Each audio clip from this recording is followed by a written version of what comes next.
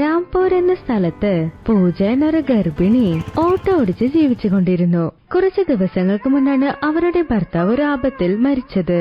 അന്ന് മുതൽ പൂജ കിട്ടുന്ന പണിയൊക്കെ ചെയ്ത് വീട്ടിലെ പണി, അടുക്കളപ്പണി ചെയ്ത് കുടുംബം നോക്കിക്കൊണ്ടിരുന്നു. പൂജയുടെ അമ്മായിയമ്മ അവളെ എപ്പോഴും ഉപദ്രവിച്ചു കൊണ്ടേയിരിക്കും. അവളെ നന്നായി പണിയെടുപ്പിക്കും.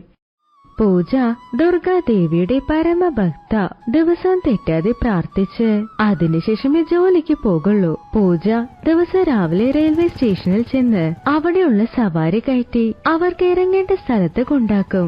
നാളെ മുഴുവനും ഓട്ടോ ഓടിച്ച് അതിൽ കിട്ടുന്ന വരുമാനത്തിൽ കഴിച്ചുകൊണ്ടും ഇരുന്നു. ഒരു ദിവസം വൈകുന്നേരം പൂജ വീട്ടിൽ വന്നതും അവളുടെ അമ്മായിമ്മയോട്, അമ്മേ, ഇതാ അമ്മേ, ഞാൻ ഇന്ന് സമ്പാദിച്ച പൈസ.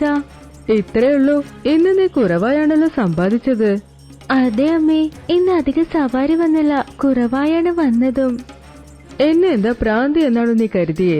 പൈസ അധികമായി വന്നിട്ടുണ്ടാകും നിനക്ക്. കുറച്ച് സവാരി വന്നുള്ളൂ എന്ന് പറഞ്ഞ് നീ എന്നെ പറ്റിക്കുകയാണോ? ഇല്ലമ്മേ, ഇല്ല, ഞാൻ ഞങ്ങളോട് നുണയൊന്നും പറഞ്ഞിട്ടില്ല. ഇന്ന് കുറവായ സവാരി തന്നെയാണ് അമ്മേ വന്നത്. എന്റെ കയ്യിൽ ഒരു പൈസയുമില്ല, എല്ലാം നിങ്ങളുടെ കയ്യിൽ തന്നു ഞാൻ. അടുത്ത ദിവസം പൂജ ഓട്ടോ ഓടിക്കാൻ ചെന്നു. പക്ഷെ അന്ന് ഒരു പാസഞ്ചർ പോലും വന്നില്ല. അയ്യോ, എന്താ ഇത്? ഇത്ര നേരമായി കാത്തു, പക്ഷെ ഒരു സവാരി പോലും വന്നതേ ഇല്ലല്ലോ. എങ്ങനെയായ ഞാൻ ഇന്ന് എന്ത് പാചകം ചെയ്യും വീട്ടിൽ? എങ്ങനെയെങ്കിലും ഒരു സവാരി വരണം, ഒന്നെങ്കിലും വരണം. ഞാൻ പട്ടിണിയിരിക്കും, പക്ഷെ വയറ്റിൽ വളരുന്ന കുഞ്ഞെങ്ങനെ ഇരിക്കും? അത് നല്ല ആരോഗ്യത്തിൽ ഉണ്ടാകണം. ഏതെങ്കിലും ഒരു സവാരി കിട്ടുമോ എന്ന് നോക്കാം. അവിടെ ഒരു മുതിർന്ന ആൾ വരുന്നുണ്ട്, അദ്ദേഹത്തോട് ചോദിക്കാം. അങ്ങനെ ഒന്ന് വരൂ, നിങ്ങൾക്ക് ഓട്ടോ വേണോ? അതിന് അദ്ദേഹം വേണ്ടെന്ന് പറഞ്ഞു. പൂജ അദ്ദേഹത്തെ ഓട്ടോയിൽ കയറാൻ പറഞ്ഞു. പക്ഷെ അതിന് അദ്ദേഹം, ഇല്ല, എന്റെ ഡ്രൈവർ കാർ കൊണ്ടുവരുമെന്ന് പറഞ്ഞു. പൂജ ഒരുപാട് സങ്കടപ്പെട്ടു. അന്നൊരു സവാരി പോലും വന്നില്ല. വെറും കൈയോടെ വീട്ടിലേക്ക് പോയി അവളുടെ അമ്മായിയമ്മ. എന്താ നീ വെറും കൈയോടെ വീട്ടിലേക്ക് വന്നത്? പൈസ എവിടെ? അമ്മേ, ഇന്ന് ഒരു സവാരി പോലും കിട്ടിയില്ല അമ്മേ. വെറും കൈയോടെ വീട്ടിലേക്ക് വന്നത്. ഇല്ല ഇല്ല, നീ എന്നോട് നുണ പറയുകയാ. നിന്നെ എന്ത് ചെയ്യാമെന്ന് നോക്ക്. അങ്ങനെ പറഞ്ഞ് ആ ഓട്ടോ അമിതിന്റേതാണ്. അമിത് മരിച്ചതിന് ശേഷം ആ ഓട്ടോറിക്ഷ പൂജയാണ് ഓടിച്ചത്. പൂജ അവളുടെ ഭർത്താവ് അമിതിനെ ആലോചിച്ച് കരഞ്ഞു. പൂജ ദിവസം വീട്ടുപണി ചെയ്തു. അവളുടെ അമ്മായിയമ്മ അവളെ ഒരുപാട് ഉപദ്രവിച്ചു. അവൾ പണി ചെയ്യുമ്പോഴൊക്കെ ഒരുപാട് അവളെ ഉപദ്രവിക്കും. എല്ലാം സഹിച്ചാണ് പൂജ പണിയെടുത്തത്. അടുത്ത ദിവസം പൂജ ദുർഗാദേവിയുടെ അമ്പലത്തിൽ പോയി. അവിടെ ദുർഗാദേവിയുടെ ഒരുപാട് പ്രാർത്ഥിച്ചു. ദുർഗാമ്മേ, ഈ ലോകത്ത് നിങ്ങളല്ലാതെ എനിക്ക് വേറെ ആരുമില്ല. എന്നെയും എന്റെ കുട്ടിയെയും നിങ്ങൾ വേണം നന്നായി നോക്കാൻ. എന്റെ കുഞ്ഞിനെ നന്നായി നോക്കൂ ദുർഗാദേവി. ദൈവത്തിനോട് പ്രാർത്ഥിച്ച് പൂജ എന്നത്തെയും പോലെ ഓട്ടോ ഓടിക്കാൻ തുടങ്ങി. സവാരി വരുന്നുണ്ടോ എന്ന് നോക്കി. അതിനുശേഷം പൂജ റെയിൽവേ സ്റ്റേഷനിൽ പോയി പറഞ്ഞുകൊണ്ടിരുന്നു, ചേട്ടാ വരൂ, ചേച്ചി വരൂ, ഓട്ടോ ഉണ്ട്, ഓട്ടോയിൽ വന്ന് കയറൂ. സവാരി ഞാൻ കുറഞ്ഞ വിലയിൽ കൊണ്ടുപോകാം. വരൂ ചേച്ചി, വരൂ. അപ്പൊ പൂജ മുന്നിൽ ഒരു സ്ത്രീ ഓട്ടോയിന് വേണ്ടി കാത്തിരിക്കുന്നത് കണ്ടു. ഉടനെ പൂജ അവരുടെ അടുത്ത് ചെന്ന്, സഹോദരി, ആരെ കാത്തിരിക്കുന്നത്? ഓട്ടോ വേണോ? വരൂ സഹോദരി, ഞാൻ നിങ്ങളെ ഓട്ടോയിൽ കൊണ്ടാക്കാം. എന്റെ വണ്ടിയിൽ വരൂ. അയ്യോ, നീ ഗർഭിണിയാണല്ലോ മോളെ. ഈ സമയത്താണോ പണിയെടുക്കുന്നേ? നിനക്ക് കഷ്ടമാകുന്നില്ലേ?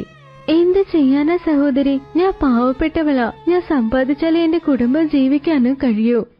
എന്റെ കുഞ്ഞിന് വേണ്ടി ഞാൻ ഓടണ്ടേ സഹോദരി? എന്റെ കുഞ്ഞിനെ പുറത്തു കൊണ്ടുവരാനാ ഞാൻ കഷ്ടപ്പെട്ട് പണിയെടുക്കുന്നത്. ഇവിടെ നോക്കുമോളെ, എനിക്ക് നിന്നെ കാണുമ്പോ വലിയ മര്യാദയെ തന്നെ തോന്നുന്നു. അമ്മയെന്നാൽ എന്താണെന്ന് നീ എനിക്ക് മനസ്സിലാക്കി തന്നു. നന്നായിരിക്കണം നീ. എന്ത് ചെയ്യാനാ ചേച്ചി, ഞാൻ എന്റെ കുഞ്ഞിന് വേണ്ടി കഷ്ടപ്പെടുന്നത്. എന്റെ കുഞ്ഞ് എന്നെ പോലെ കഷ്ടപ്പെടാൻ പാടില്ല. അത് നന്നായിരിക്കണം. അതെങ്കിലും നന്നായി ജീവിക്കണം ഈ ലോകത്ത്. നീ വളരെ നല്ലവളാണ്. ദുർഗാദേവി നിനക്ക് തീർച്ചയായും നല്ലത് ചെയ്യും. നിന്നെ കാണുമ്പോ നിന്നെ എനിക്ക് തൊഴാൻ തോന്നുന്നു മോളെ. അയ്യോ, എന്താ ചേച്ചി എന്നെ നിങ്ങൾ തൊഴുന്നത്? വരൂ, വന്ന് ഓട്ടോയിൽ കയറൂ, നിങ്ങളെ കൊണ്ടുപോയി ഇറക്കാം. പൂജ അവരെ ഓട്ടോയിൽ കയറ്റിക്കൊണ്ട് ഓട്ടോ ഓടിച്ചു പോയിക്കൊണ്ടിരുന്നു. പെട്ടെന്ന് പൂജയ്ക്ക് പ്രസവ വേദന വന്നു. ഉടനെ ഓട്ടോ നിർത്തിക്കൊണ്ട് പൂജ താഴെയിരുന്നു. എന്തു പറ്റി മോളെ നിനക്ക്? അമ്മേ, എനിക്ക് വയറ് വേദനിക്കുന്നു, എനിക്ക് സഹിക്കാൻ വയ്യ. അമ്മേ ദുർഗാദേവി, എന്നെയും എന്റെ കുഞ്ഞിനെ എങ്ങനെയെങ്കിലും രക്ഷിക്കൂ. അപ്പൊ ഓട്ടോയിലുണ്ടായിരുന്ന സ്ത്രീ ആംബുലൻസിന് ഉടനെ കോൾ ചെയ്ത് പൂജയെ ഹോസ്പിറ്റലിൽ അഡ്മിറ്റാക്കി. ഡോക്ടർ പൂജയെ ചെക്ക് ചെയ്ത് നിനക്ക് പ്രസവവേദന വന്നു, ഉടനെ കുഞ്ഞിനെ പുറത്തെടുക്കാൻ 50,000 പൈസ അടിക്കണമെന്ന് പറഞ്ഞു. അത് കേട്ട് പൂജ, എന്ത് 50,000-മോ? അയ്യോ ഡോക്ടർ സാറേ, എന്റെ കയ്യിൽ അത്രയൊന്നും പൈസ ഇല്ല ഡോക്ടർ സാറേ, നിങ്ങൾ എങ്ങനെയെങ്കിലും സഹായിക്കണം. അങ്ങനെ പൂജ പറഞ്ഞതും ഡോക്ടർ അതിന് പൈസ ഇല്ലെങ്കിൽ ചെറിയ ഹോസ്പിറ്റലിലേക്ക് പൊക്കോളൂ മോളെ, ഇവിടെ പൈസ ഇല്ലെങ്കിൽ ഒന്നും ചെയ്യില്ലെന്ന് പറഞ്ഞു. പൂജ ഉടനെ അവളുടെ അമ്മായിമ്മയ്ക്ക് ഫോൺ വിളിച്ചു. അപ്പൊ അമ്മായിമ്മ പറഞ്ഞു, എന്ത് 50,000 രൂപയോ?